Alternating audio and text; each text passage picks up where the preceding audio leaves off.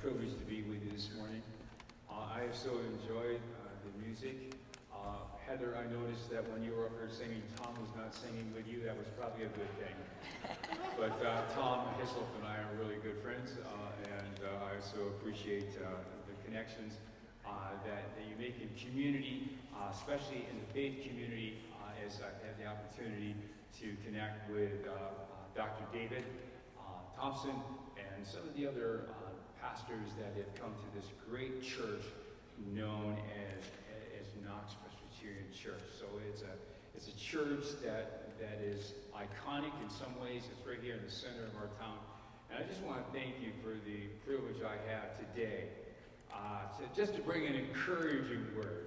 I think if any description fits me best, it's that I'm an encourager. So I trust today that what I have to share with you will be an encouragement to you. I want to start off with this quote.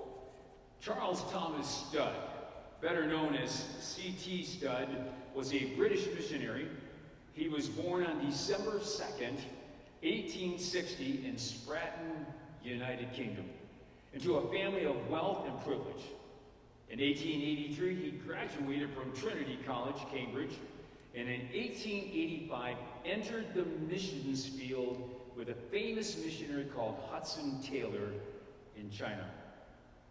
C.T. Studd was known for his poetry, and there is a poem that I want to share parts of it with you this morning. Two little lines I heard one day, traveling along life's busy way. Bringing conviction to my heart and from my mind would not depart. Only one life will soon be passed. Only what's done for Christ will last. Only one life, yes, only one. Soon will its fleeting hours be done. Then in that day my Lord to meet and stand before his judgment seat. Only one life will soon be passed. Only what's done for Christ will last. The scripture selection, and I do have 2 and 3 of those. I want to start with John chapter 10, looking at the first 10 verses. I tell you the solemn truth. The one who does not enter the sheepfold by the door, but climbs in some other way, is a thief and a robber. These are the words of Jesus. The one who enters by the door is the shepherd of the sheep. The doorkeeper opens the door for him, and the sheep hear his voice. He calls his own sheep by name and leads them out. When he has brought all his own sheep out, he goes ahead of them, and the sheep follow him because they recognize his voice. They will never follow a stranger, but will run away from him because they do not recognize the stranger's voice. Jesus told them this parable, but they did not understand what he was saying to them. So Jesus said to them again, I tell you the solemn truth. I am the door for the sheep. All who came before me were thieves and robbers, but the sheep did not listen to them. I am the door. If anyone enters through me, he will be saved, and will come in and go out and find pasture. The thief comes only to steal and kill and destroy. I have come so that they may have life and may have it abundantly. One other passage, Revelation chapter 3, verse 20, says this, describing once again the resurrected Christ. Listen, I'm standing at the door and knocking. If anyone hears my voice and opens the door, I will come into his home and share a meal with him and he with me. Today's sermon title is Keep Knocking. My subtitle would be When One Door Closes, Another Door Opens. I want to share with you just for a few moments my journey with you, since this is the first time for us to really meet in this context. In 1971, I graduated from Zion Bible Institute, and as I was preparing to graduate at that time, I had no place to go until a pastor from Portland, Maine came and visited the school and invited me to come and be a part-time youth pastor. I was in Portland, Maine for 2.5 years. I actually worked at a funeral home during that time, trying to make my way through that season in my life. And the pastor at that time, for my short journey there, decided to move to another state. He asked me if I wanted to journey with him, and I said no. He accepted a call to another church. So God, through my engagement to be married to Gracie McDonald, and some of you know Grace, opened the door for us to move from Portland, Maine to Brantford, Ontario, and become a full-time youth pastor. And that was my entry into Canada. I'm originally from the States. The pastor of the Brantford church, after 2.5 years, who was also my brother-in-law, decided to move to Halifax, Nova Scotia. One door was closing, and God was opening up another door for us to move to a place called Parry Sound. Just one beautiful place to go, and I'm sure many of you have visited Parry Sound in Georgian Bay. This is the first place for me to be a senior pastor. I was there for 7.5 years. After 7.5 great years in Parry Sound, I would say they were my formative years, the door closed. And this time, the door was opening, another door was opening for us by invitation to become the senior pastor of Wellens Faith Tabernacle, a very industrial place that was very multicultural and very, very different from Parry Sound. We were at Welland for 4.5 years, and then after seeing the debt erased, the mortgage burned, and the church going to multiple services, the door closed. This perhaps was the darkest time in our lives. I thought I was at the top of my game. My perspective was narrow and skewed. The church needed to go in another direction, and I was not equipped to lead them. Grace and I thought our ministry was over. The door was shut. But there was another door that was about to open. Then in 1988, I received a call from Bethel Pentecostal Church just down the street there in Stratford. They were inviting me to come for an interview. They had been on a journey trying to find a pastor, much like this church is presently doing. And after several interviews, they were rather exasperated, and they felt that maybe I might be a possible candidate. So I initially did not want to come because both Grace and I were hurting, quite frankly. And we had heard that this church in Stratford at that time was going through its own turmoil, and we really felt we're hurting, they're hurting, we're not sure if we really want to go and be part of that. But little did we know at the time that the Lord was opening a door that would lead us. And here I am today, 35 years later. It would lead us to a place of great ministry. It would lead us to a place where we would be introduced to a great congregation, which in turn would lead us to introductions of a faith community and get to know wonderful pastors and then become an integral part of Stratford, Ontario. I love Stratford, Ontario. I think Stratford, Ontario is the best place in the world to live. And I've had opportunities. I've been to Hawaii. Hawaii's pretty nice. You know, I've been to some other parts, but I think Stratford, Ontario is the best place in the world to live. So one door was closing for us, and another door was open. So we have been in Stratford for a number of years, as you can tell. Then in 2014, there was another door that was closing. My ministry was starting to wind down, and I was prepared to step aside. It seemed to me as the new generation was coming up in the church, I wasn't really understanding their language, and I wasn't really feeling comfortable. I wasn't sensing that they were receiving what I was saying from Sunday, so that I was feeling it was time for me to step aside. Please understand, and I'm going to use this phrase a couple times in the next few moments. Please understand, no one was asking me to leave.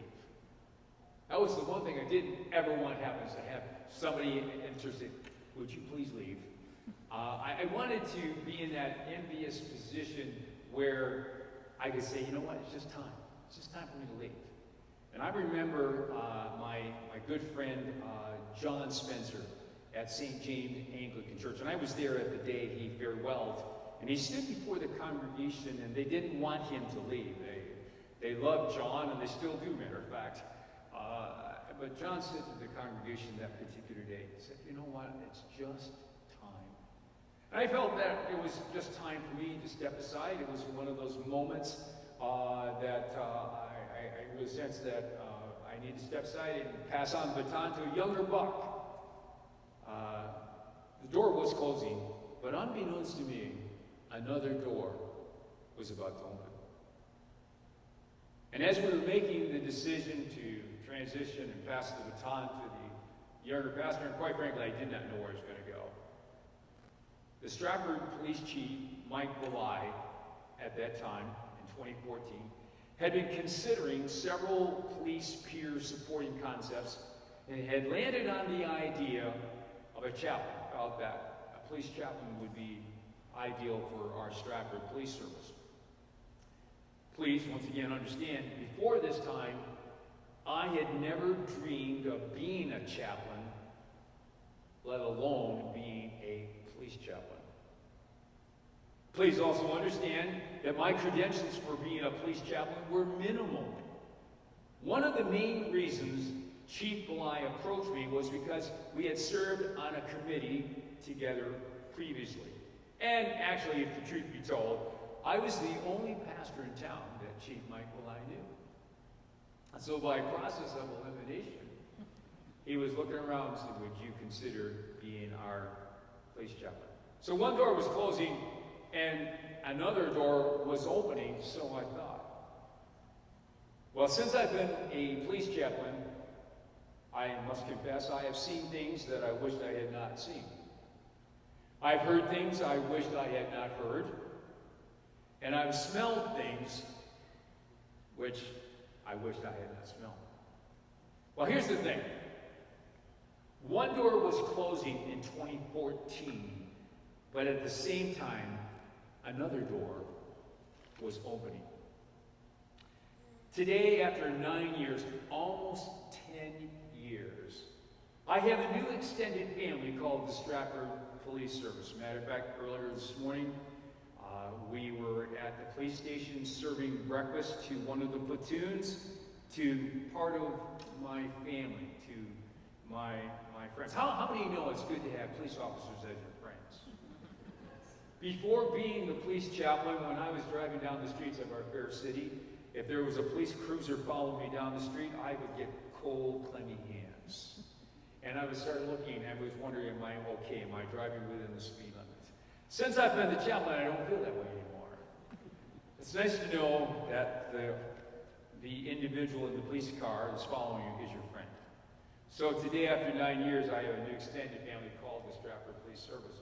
So you see, when I thought one door was closing, and in actual fact, several doors were opening, and I was prepared to walk away from Bethel Church and just say, okay, I'll find something else.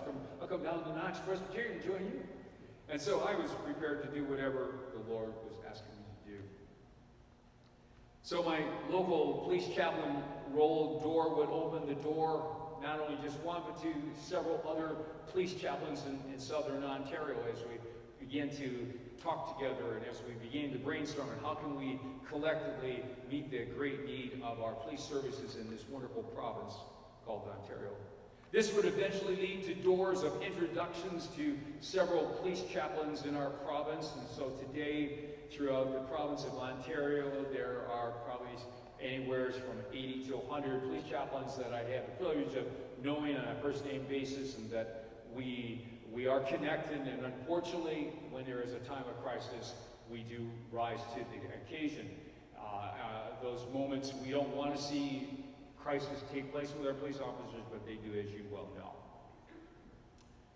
So this would also eventually lead to other doors, to serve as a Canadian Police Chaplain Association, or serve the Canadian Police Chaplain Association as the regional director for Ontario. And so at this present moment, I do hold an office. It's an appointed office. It's an office of service for sure for all of the chaplains in our province. The doors have continued to open for me and have led to positions with the Canadian Multi-Faith Federation, and I sit on their board.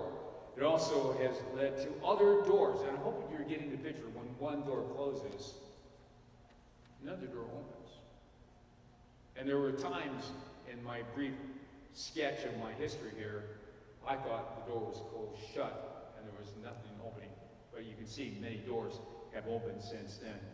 So, being on the Canadian Multi-Faith Federation, also being part of the Pentecostal Assemblies of Canada, I've been introduced chaplains across our nation from all kinds of different roles. Some are in correctional institutions, some are long-term care, some are fire, some are colleges and university chaplains, all kinds of chaplains.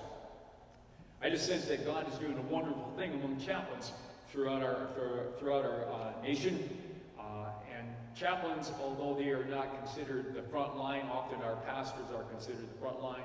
Chaplains play a key role because they are part of institutions and facility services that often the pastors are not able to get into or are able to dialogue, but chaplains can. So you can see when one door closes, not just one door opens, but several doors open. So that's a bit of my history. And I am thrilled of where that has led my dear wife, Gracie, and myself. So I want to focus on one other passage of Scripture, on Luke chapter 11. On Luke chapter 11, once again, Jesus is telling a story. Then he said to them, suppose one of you has a friend, and you go to him at midnight and say to him, friend, lend me 3 loaves of bread, because a friend of mine has stopped here while on a journey, and I have nothing set before him. Then he will reply from inside, do not bother me. It sounds like me, Tom, early in the morning. Do not bother me. The door is already shut, and my children are in bed. I cannot get up and give you anything. I tell you, even though the man inside will not get up and give him anything, because he is his friend, yet because of the first man's sheer persistence, he will get up and give him whatever he needs. So I tell you, here's the point that Jesus was sending home. So I tell you, ask, and it will be given to you. Seek, and you will find. Knock, and the door will be open to you. For everyone who asks receives. The one who seeks finds. And to the one who knocks, I might add, the tense is, who keeps knocking. Who keeps knocking, the door will be open. So, here's the thing. One door has closed for many of us in this auditorium. One door has closed for many of us, but I can tell you, if you are especially in those years when you're thinking about what am I going to do with the rest of my life, you've worked hard, and your early retirements or whatever's going on, I want you to know that there is another door that is opening for us. And you say, well, what is that door? I would suggest to you today that, along with myself and the Knox Presbyterian Church, that door that is opening for us is called the next generation. The next generation. It is our kids. It's our grandchildren and our great-grandchildren. Our tomorrow, our door of opportunity is summed up in these words. Oh God, you have taught me from my earliest childhood, and I constantly tell others about the wonderful things you do. Now that I'm old and gray, and it doesn't say bald, but it is referring to bald, do not abandon me. Oh God, let me proclaim your power to this new generation, your mighty miracles to all who come after me. Psalm 71, verses 17 through 18. So for the sake of the next generation, your children, your grandchildren, and if you don't have any children, go out and adopt some children. Maybe not officially, but you can unofficially adopt children. You can befriend children. You can befriend the next generation. Keep knocking on their door. Don't give up on them. Love them. Care for them. Invest in them. On a regular basis, I have the opportunity to ride along with a police officer and witness the need in our city. And although the next generation may not be sitting next to you this morning, I want you to know, they're out there. They're out there. And they need, this morning, they need to hear the good news. They need to meet Jesus with skin on. They need to know God so loved this world that he gave his only begotten Son, that whosoever believeth in him would not perish, but have everlasting life. Some churches, it's a reality. Some churches have stopped knocking. Some churches have stopped praying. Don't be one of them. Don't be one of them. Don't stop knocking on the door of the next generation. Don't stop praying for them. Don't stop caring for them. One of the things I applaud this congregation for, and that is their openness to be a place where the Youth Unlimited, it used to be known as Youth for Christ, they have an office here in your facility. I want to applaud you for that, because those individuals are part of a group that care desperately for our city and for our children. There are many of our children that have no idea what we are doing in church on a Sunday morning. They have no clue. But you and I have a wonderful opportunity to love them and to care for them. You know what? It really starts here, doesn't it? We really have the opportunity to just love one another and to care for one another and to pray for one another.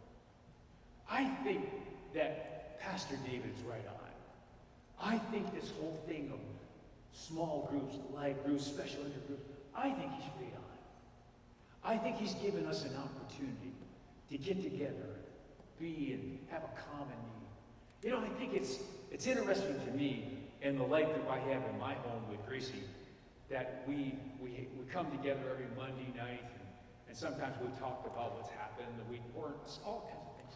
But you know what happens eventually? We get to know what's going on underneath their skin. We start to appreciate maybe some of the burdens that they're carrying.